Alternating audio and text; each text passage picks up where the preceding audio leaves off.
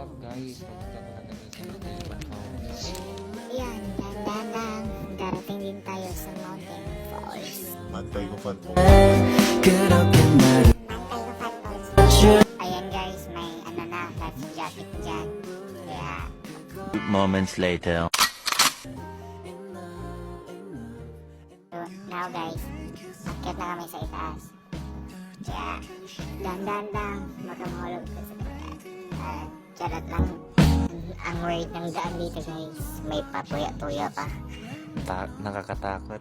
Tangina. What's up guys? Nandito na pala kami. Yung sinasabi ko, Matayuan Falls. Ayan. So, hindi ako marunong mag-pronounce. Okay lang yun guys. At least nakapunta kami dito. Thanks God. Safe kami sa pagdaan namin sa layot na ulo. Nasa daan yan.